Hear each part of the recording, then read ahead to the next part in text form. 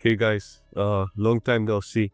Today, today I want to talk a little bit about our potential lineups for the upcoming games against Atletico Madrid in the Champions League. As you may know, Cebasllos, which is probably our most important player, got injured. So what I did is I checked a few possible starting lineups and expected lineups, and I want to discuss them with you and well, basically tell you what I think and why I think we might be screwed. So stay tuned.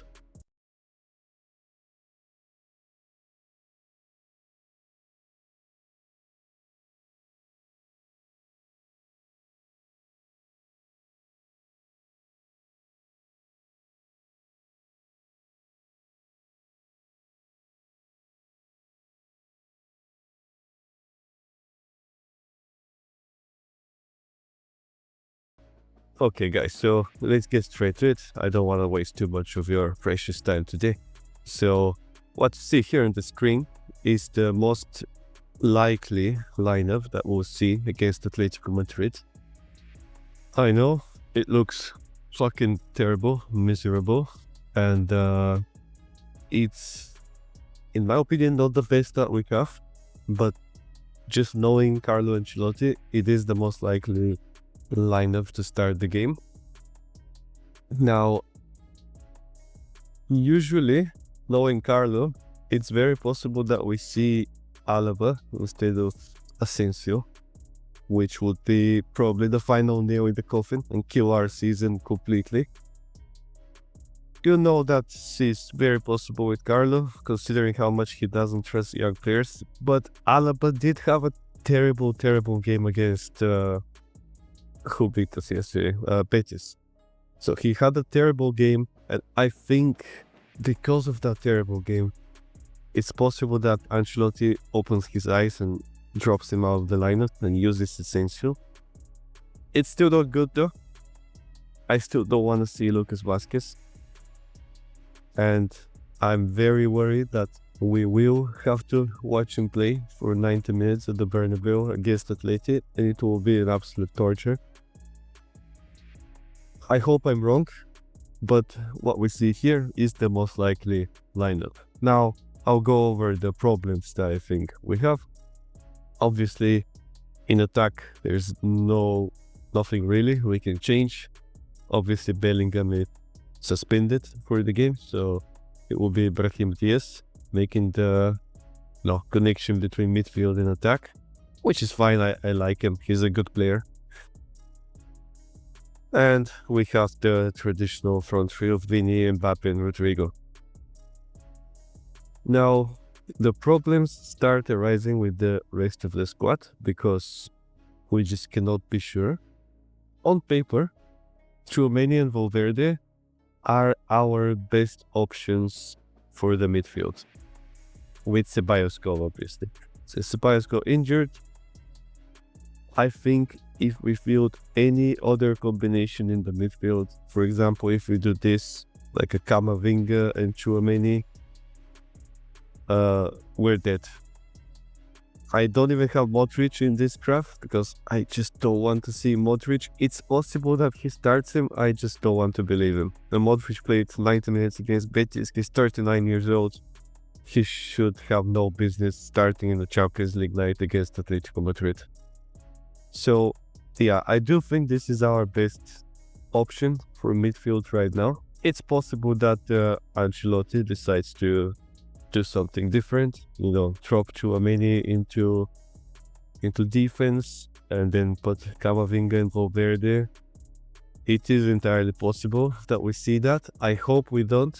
I think Tchouaméni has proven that he should be playing in the midfield. He has been good. He has been good in the midfield. He has been terrible in defense. So I really hope that we see him in the midfield. Now, many people will be hoping to see Lucas Vazquez out of the lineup, having Fede Valverde here, maybe. They having Camavinga midfield. Once again, I don't think this is a very good midfield because Camavinga has not been good this season. So I don't think it will be good for him to start. Now, I'll be very happy if he starts and he delivers. I just don't see it. He did not have a good season. He has had plenty of injuries, which is quite a big problem. And I just don't see him coming in and performing at this stage.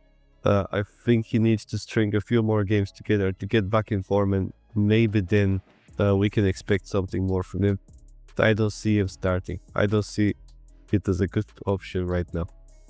What I'm gonna do is I'll show you guys my favorite lineup, what I hope to see, although I think it's very unlikely. So what we're gonna do is we'll push Valverde back into midfield. We'll get Lucas Vazquez as far out as possible from the starting 11 because nobody wants to see him. We'll push Cebasllos right back. We will do something like this, and we'll put Alaba in the starting 11, obviously at center back. So my reasoning for this is because Alaba cannot be worse than Tchouaméni in defense, and Asensio at right back, he's alright. He's not the best, he's not brilliant, but he's alright. He's a much better defensive right back than Lucas Vazquez. And now the only big issues here in this lineup is that obviously Alaba is not in a great form. He was injured for a long time, but he, as a center back, as I said, is not much worse than Tchouaméni. He is definitely worse than Asensio, but I think removing Lucas Vazquez from the team, putting Valverde in the center is more important than having Asensio in, the center back position. The big weakness I see with this squad is that we have two defensive fullbacks in Mendy and Asensio. So none of them will be making those overlapping runs that we want to see from our fullbacks.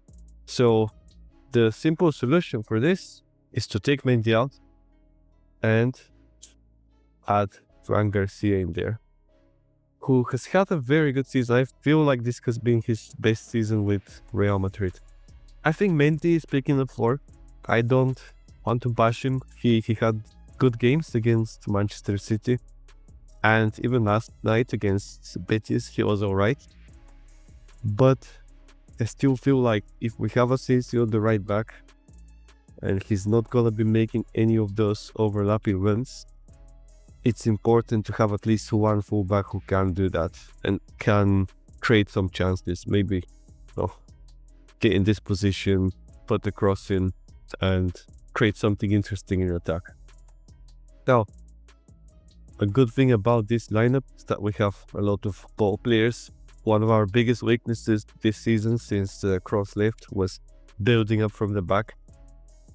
Obviously, Cebasllos was kind of the solution, and now he's gone.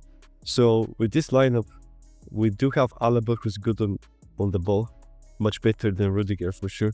Asensio has proven to be good on the ball. Fran Garcia is good.